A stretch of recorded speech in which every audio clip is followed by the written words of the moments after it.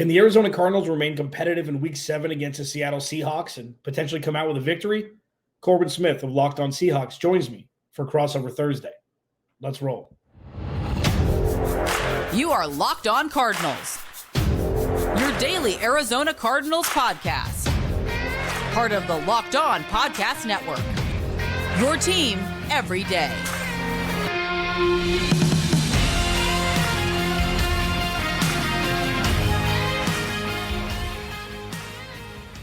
Greetings, 12s and Cardinals fans, and welcome to another Crossover Thursday special here on the Locked On Podcast Network. I'm Corbin Smith of Locked on Seahawks. Glad to be teaming up with Alex Clancy of Locked on Cardinals. We do this twice a year, and Alex, I know that this has been kind of a difficult season for the Arizona Cardinals in the win-loss column, but at least as an outside observer, I've been really looking forward to this opportunity to chat about these two teams because I've gotten to watch the Cardinals a couple times this year, and I've been impressed with the fight that I have seen from this football team, and they have had chances to win a couple games that have slipped away from them. Quite frankly, this has been a team that has been much better than I anticipated that they were going to be, even though it's not showing up in the win-loss column this year. Yeah, that's a good way to put it. I mean, what the Cardinals have dealt with over the last handful of years with the last regime was winning more than losing, but not really having the fight that we've seen in 2023. So I've told my listeners, viewers, and people that I've talked to about this team that this is not a direct correlative between success in 2023 and their win-loss record. And I think that it's been a win so far and not necessarily in a consolation prize green ribbon way, but you're showing proof of concept for when Kyler Murray comes back and when the infusion of talent happens next offseason. So yeah, so far, so damn good in my humblest opinion. I've had more fun watching the Cardinals this year than I did when they were 10-2 and 11-6 in 2021. Yeah, this is an exciting team in terms of the fact that there's so many unknowns, and yet they seem to be every single week putting things together to make games competitive. This past week probably was the most lopsided looking game. Just second half kind of got away from them. But yeah, this is certainly a game every time that the Seahawks have the Cardinals circled on the calendar for home games. This has kind of been a house of horrors from the perspective that the Cardinals have consistently, it hasn't mattered who the coach has been, it hasn't mattered who the quarterback has been. I mean, even when they had Josh Rosen, they didn't win, but they almost upset the Seahawks at home a few years back with Steve Wilkes on the sideline. So it just seems like the Cardinals always bring their A game when they are traveling to Lumen Field to face off against the Seahawks. So looking at this first matchup between these two division rivals, Alex, what is the key storyline for you revolving around this Cardinals team? Obviously, we just talked about they're 1-5. They haven't been able to win games, but this has been a competitive group at least till the second half last week, and they have been able to give teams pretty good fights up to this point. What's the key storyline for you going into this first game against the Seahawks? They can do it again if they can be competitive again. I mean, it seems like a defeatist kind of top storyline to discuss, but the juggernaut nature of the offensive skill position players that the Seattle Seahawks have and the very underrated defense still for some reason, this is going to be a tough task. And you're right. Like, it's the weirdest thing, that long stretch of week 18 games in Seattle. Chandler Jones would feast. It didn't matter if the Cardinals were competitive or not, but they always gave the Seahawks a run for their money. This isn't going to be that. But seeing if Jonathan Gannon can get these guys up again, if Drew Petzing can have long sustained drives like he did in the first half against the Rams, and if the defense can save DK Metcalf and Tyler Lockett from putting up a 30-burger, I think it's going to be a win. And that's kind of the storyline that I've been prognosticating throughout the year, where it's just like, stay competitive, keep it within a score for the first half. The one thing the Cardinals haven't done this year is gone down 24-0 at the end of the first half, where it's like, oh no, there's a problem. They've been competitive. They were leading against the Rams at halftime. Their offense isn't good enough to get the ball across pay dirt more than just kicking field goals, and that's what's been the big issue for them so far. Yeah, you were talking about not finishing. That has been the Achilles heel for the Seattle Seahawks. At least going into last week's game against Cincinnati, they were 13th in the NFL in red zone efficiency, which is respectable. But when you have DK Metcalf, Tyler Lockett, Ken Walker III, Jackson Smith and Jigba, the group of tight ends they have, you expect that this team is going to be one of the more efficient teams in the red zone, but that was one of their struggles last year. They were one of the worst teams in the NFL turning red zone opportunities into touchdowns. So that has been a persistent Achilles heel. And you go into this game against a team that's 1-5 that is missing a lot of key players on defense that they traded away or let leave in free agency. This is a defense that you feel like on paper that you should be able to score quite a few points against, but they have been tough. I mean, the Cardinals have been better than I anticipated. They've been competitive. Jonathan Gannon's got these guys bought into what he wants to do on defense. So it's never easy in the NFL. But to me, that is the number one storyline for the Seahawks going into this game. Geno Smith had 323 passing yards last week, and he made some ridiculous throws against the Bengals, but they get inside the 20-yard line, and suddenly the offensive line, which it has been a revolving door. There's been injuries left and right. Guys getting back in the lineup last week that were a little rusty. And the Bengals front line is really good. And they got after Geno Smith. He didn't have time to get through his reads or even unload the football when they got in the red zone. They just self-destructed down there. And so for them to be able to get back in the win column, this has got to be a get-right game for them. And you don't want to overlook an opponent, but this is still a 1-5 football team in the Arizona Cardinals. The Rams were able to get some things done on offense last week in the second half. The Seahawks have got to find a way to not just move the football, which they've been doing, but you got to cap off the drives, particularly get the passing game going down there. You have too many weapons. You have too good of a quarterback for this to be a persistent issue as it has been. And the Cardinals, as well as they have played above expectations, if you can't finish in the red zone against this football team, then you got to start worrying, even though this is a team that's got a lot of talent. That is a big problem for them right now, is being unable to finish drives. And they haven't been able to stop teams when they get in the 20, inside the 20 either. 90% touchdown rate on defense. That's been the one big issue that they've had persistently on the defensive side of the football. So it's all about finishing. And maybe can this be the game that you can get up a couple scores? They have not been able to do that in any of their games to this point. Maybe this will be the week that happens, but this Cardinals team just always seems to have a different mindset when they come into Seattle, and just crazy things happen when these two teams play at Lumen Field. For sure. And one thing, there are a couple of things that I've been seeing from afar. I know Devin Witherspoon, we're going to talk about, the matchups in the next segment, how he's played well as a rookie. DK Metcalf has looked a little bit more curmudgeonry this year. About maybe not. I mean, there was one, wide open target. I think it was 2 weeks ago, if not last week, where you're seeing to see a little bit more demonstrative nature from him when he's not getting the ball. Is that an issue? Or is that something that's just a wide receiver one wanting the ball more than he gets it now?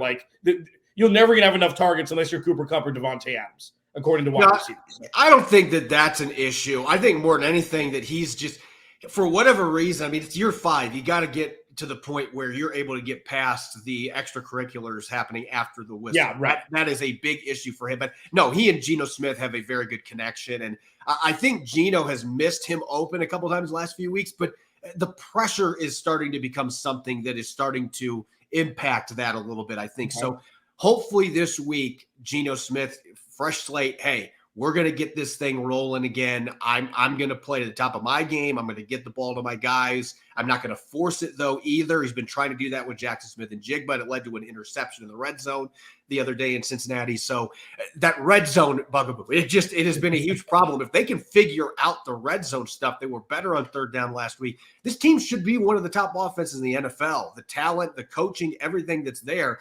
But that is the one thing that is really holding them back right now. And so they're going to get a chance to do that against a Cardinals defense that, as I've said several times already in the show, they have been better than advertised. They've been tough. They have played up to their competition, but it is still a team from a talent perspective, especially some of the guys that are out, that you ought to be able to take advantage of. But that's kind of been the story of the Cardinals. They have been pesky. They haven't been able to turn them into wins. So the Seahawks cannot overlook this opponent going into this game. We're going to be discussing some key matchups to watch and wild cards to take an eye at in this football game coming up next here on our Crossover Thursday edition of the Locked On Podcast Network, which is brought your way by our friends over at Bird Dogs. Putting it simply, Bird Dogs make you look and feel good. You won't want to take them off. Bird Dog's stretch khaki shorts are designed to fit slimmer through the thigh and the leg, giving you a truly sculpted look. All of us need that these days. Bird Dog shorts do the exact same thing as Lululemon, but fit way better. And unlike regular shorts, Bird Dog aren't made of a stiff, restricting cotton, keeping you comfortable year-round. Take my word for it, whether I'm in LA preparing to cover a tough road game or I'm chilling in my house doing a podcast like I am right now, I'm always sporting Bird Dog shorts and joggers because they are extremely comfortable, don't restrict movement while keeping the slim look. And the sweat-wicking fabric keeps me cool and dry all day long. No matter the elements, they are truly my go-to travel apparel. I can't recommend Bird Dogs enough. You'll want to wear them all day, every day. Go to birddogs.com/LockedInNFL or enter the promo code LockedInNFL at checkout for a free Bird Dogs water bottle with your order. That's birddogs.com/LockedInNFL for a free water bottle at checkout. You won't want to take your Bird Dogs off. We promise you.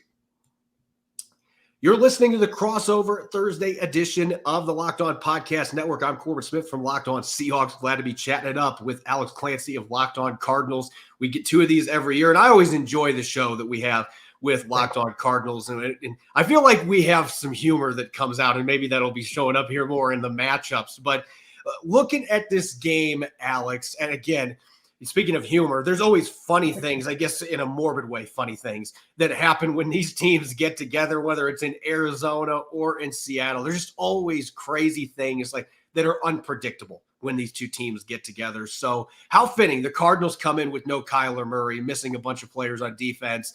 This would be a team that would scare the living daylights out of me because of the history, because the Cardinals have been able to consistently play up to the Seahawks or even beat them in Seattle. Looking at this first matchup between these teams this year, coming back to Lumen Field, what are a few matchups that you are looking at that are going to be crucial to this football game for the Cardinals?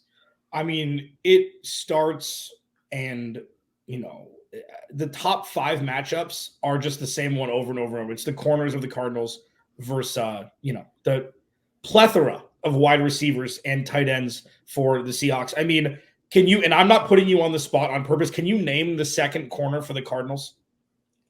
That's my point. Corbin Smith this is going to be interesting. I know Marco Wilson. Right. And right. I did that on purpose. Corbin Smith knows more about football than he's forgotten more about football than I know.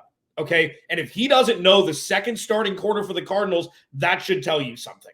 That is not a knock on him whatsoever. This is where the Cardinals are in their journey to rebuild their roster. And the cornerback room was one that was forgotten, but on purpose this offseason. They drafted Garrett Williams, 3rd round out of Syracuse. He's yet to play. Marco Wilson was never brought in to be the first corner on the depth chart. He was never meant to be CB1, a 4th round pick out of Florida a couple of years back.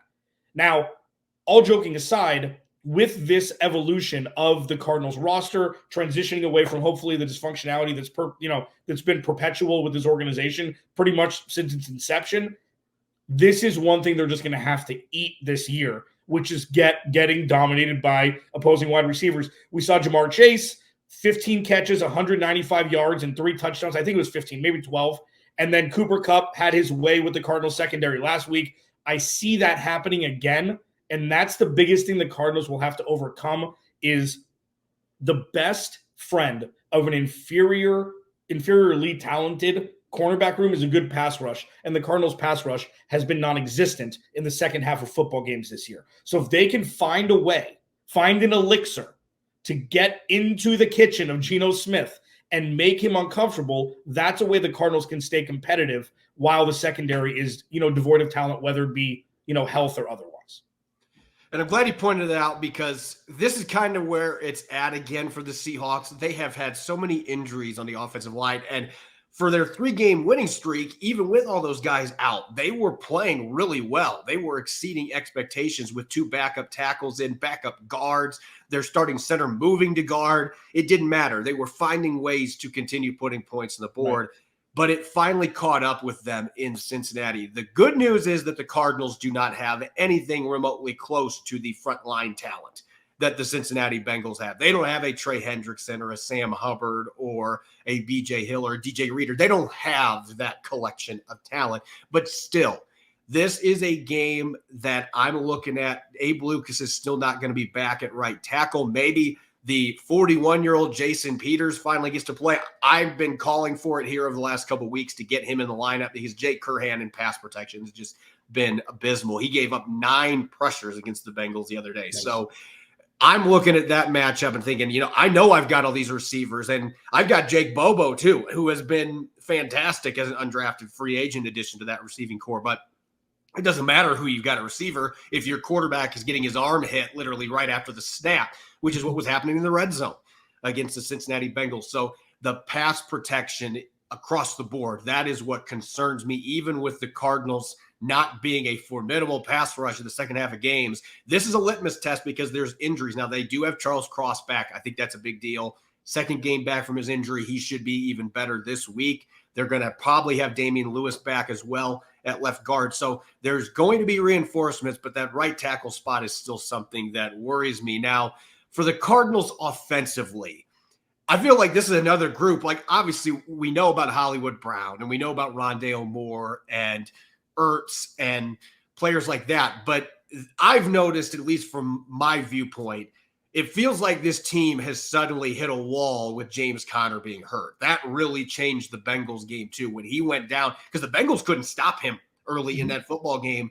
And it just feels like that was that back-breaking injury. All the running back don't matter stuff out there, but the Cardinals have not been the same offense since he got hurt, at least from my viewpoint.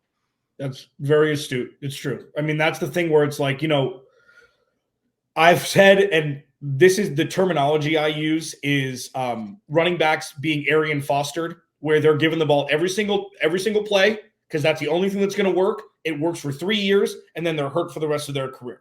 It was Arian Foster. It was Todd Gurley. It was Le'Veon Bell. It was all of these guys that are great fantasy football sweethearts, but they're real human beings who shouldn't be getting the ball as much as they're getting. Now, having said that with James Conner, I was always saying 55 to 60% of the touches, give to him. Give him the meaningful touches in the red zone, inside the 5-yard line. He's got a nose for the end zone. That's not something that every running back has. Now, when that's the only thing that works with a quarterback who's been traded for 2 weeks before the season started, they were kind of forced into using him more than they should, and this is the result. Now, the offense, you're right, has kind of hit a wall in the sense that Joshua Dobbs is exactly who we thought he was. Somebody who never really started anywhere except for Tennessee during the most random Mad Lib situation last year where he played against Tennessee, played for Tennessee for 2 games. He's been fine. But the big picture here, Corbin, that I've been just proclaiming from the mountaintops is watch the offense itself. Think of this offense with Kyler Murray. Think of this offense with another offensive line piece that they're going to draft this year, with an infusion of talent in other positions aside from the wide receiver room. And it's worked. Drew Petzing, they were on the field for 3 times the amount of time in the first half than the Rams were last week. And I know that it flipped in the second half, but there's no reason why this offense should be working as well as it is on this curve as it is. And that's the point that should be, that should be what people are, focusing on. But yeah, this year, it's kind of a mess because the talent's not there. But overall, and you can appreciate this, is like run the ball, play action, wide open receivers. That's how you run an offense in the NFL unless you're Patrick Mahomes. And that's what the Cardinals have pivoted to, away from Cliff Kingsbury just, throwing a dart with his eyes closed on what play to call next. That's really what that offense looked like for the Cardinals the last couple of years. There's a reason that Pete Carroll, the last 2 or 3 times they played, has gone, all right, I figured this game out. This is how we're going to play you guys on defense. But, you are going to get more of a pro-style offense. And I have been impressed by the way that Joshua Dobbs has ran the offense. And it's going to be interesting when Kyler Murray gets back what things are going to look like. But I still have some concerns. Seattle's secondary is full strength right now, and they've looked really good. I mean, they had an excellent game against Joe Burrow and the Bengals. I mean, you hold them under 230 yards of total offense. That's an impressive outing, especially with how good Burrow looked the week before, albeit against your Cardinals. But this defense, the last couple of games, getting Jamal Adams back is a huge deal. He looks great. He looks like the pre-injury Jamal Adams. Now they just got to hope they can keep him on the field. But I'm looking at Hollywood Brown against Reek Woolen. Last year, Woolen got the better of that matchup when those two went against each other. And, of course, Devin Witherspoon in the slot. And I'm expecting to see plenty of Rondale Moore in there against him. That's kind of going to be one of those get your popcorn ready type matchups. Two really good athletes, instinctive players. And Wilson as well going up against Trey Brown, who had the game of his life last weekend. This is a game where, sometimes you can see playing down to the competition a little bit. You got to hope the secondary doesn't do that because this should be an advantage for them. But I am looking at a few of those receiver matches again. That's where the Cardinals, even without DeAndre Hopkins, they still have some significant talent right there.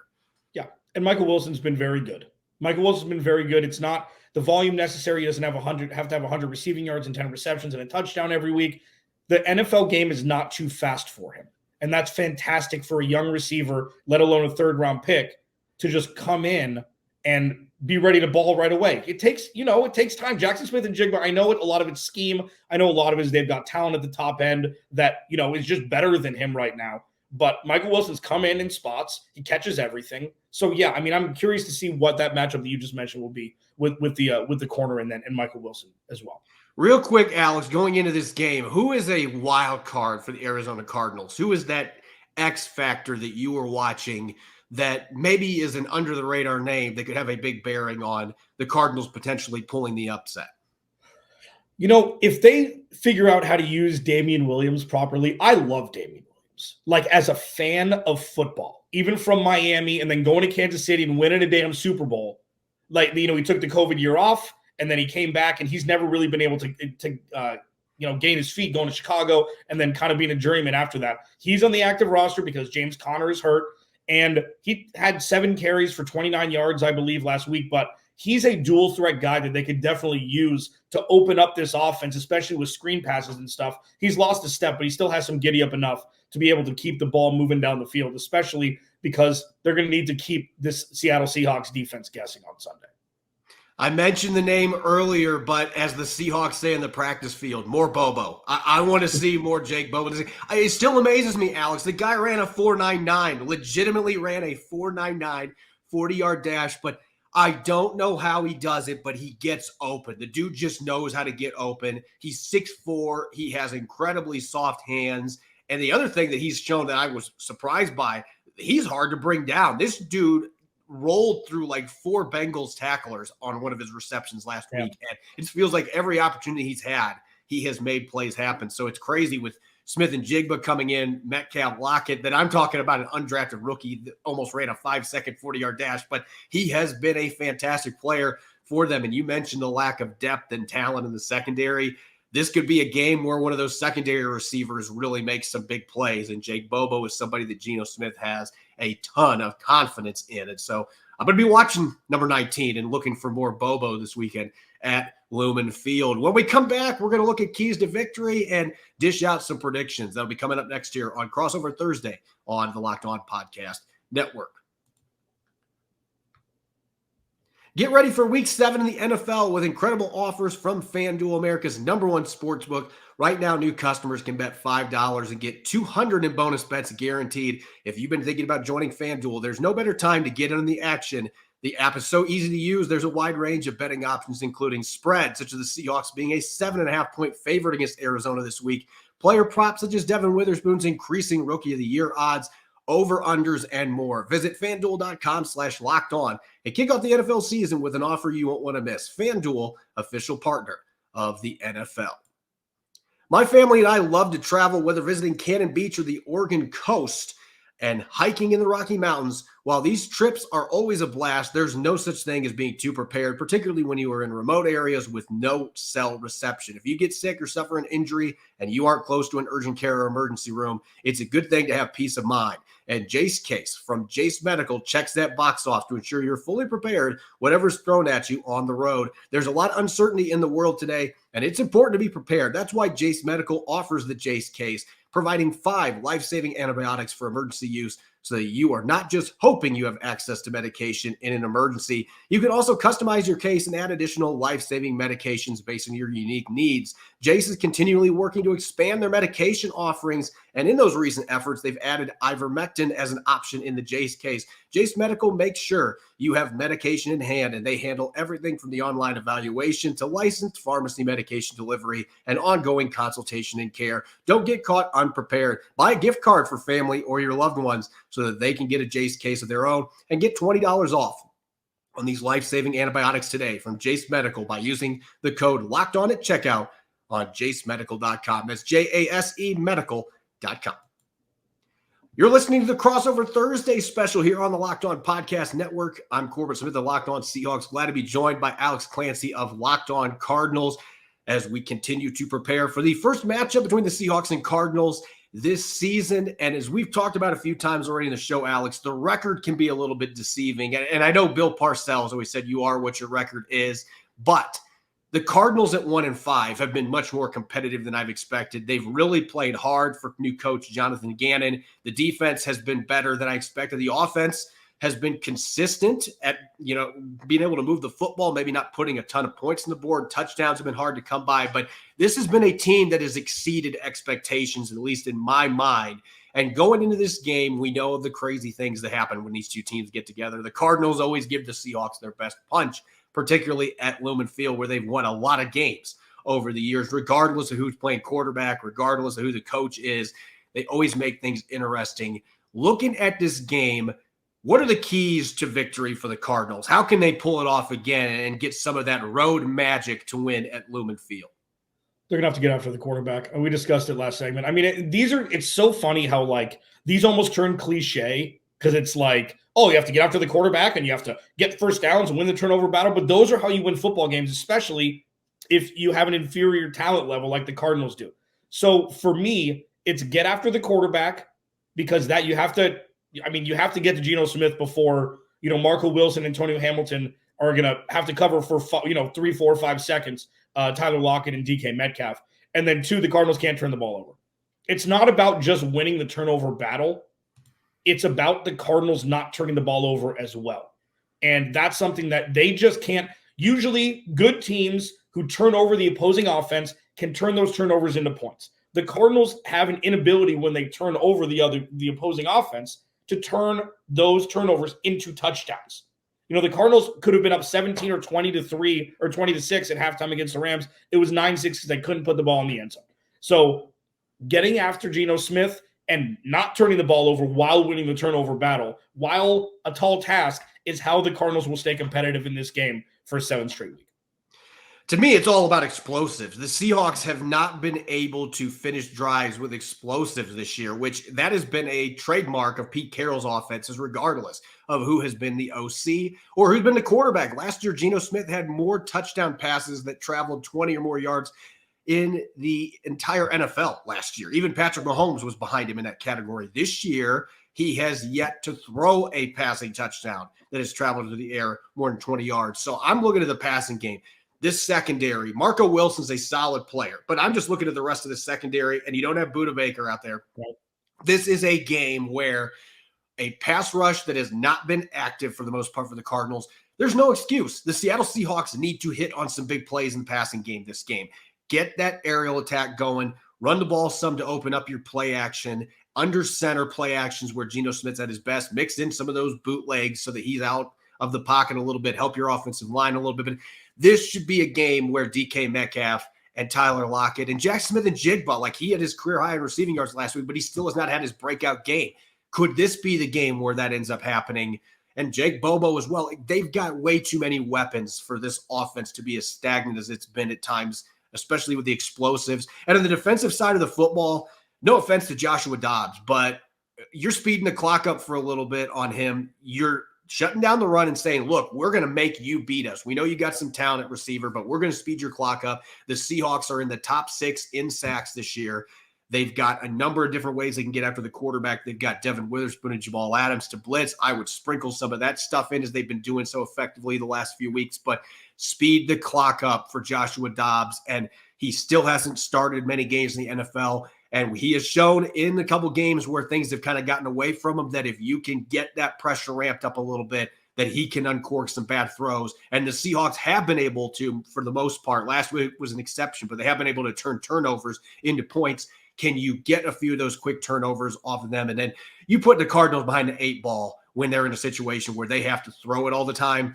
This offense isn't built to be able to do that, particularly with the quarterback and some of the line concerns that they have. So to me, it's really simple. Explosives on offense, particularly in the passing game, and on defense, make life tough on Joshua Dobbs. Your run defense has been fantastic this year. Do it again this week without James Conner and really put all the weight on the skinny frame of Joshua Dobbs. And I think that gives you a really good chance to win this game fairly handily. It's going to be easier said than done, though, to accomplish those two things. As far as predictions go, Alex, we always wait to do score predictions on Friday on Locked On Seahawks, but you look at the spread. 7.5-point favorites for the Seahawks going into this game. What is your prediction from a spread perspective? Are the Cardinals going to be able to stay under that, or is this a game where you envision that the Seahawks are going to cover that or exceed it? Yeah, I mean, I think this is a week where, having Quandre Diggs and Jamal Adams both on the field is kind of nightmare fuel for the Cardinals, because they're both very flexible in their position. Obviously, Jamal Adams is one of one, with how he plays the game from the safety position. I think this is going to be somewhat ugly. The Cardinals are going to play tough, but Seattle's going to definitely cover that 7.5.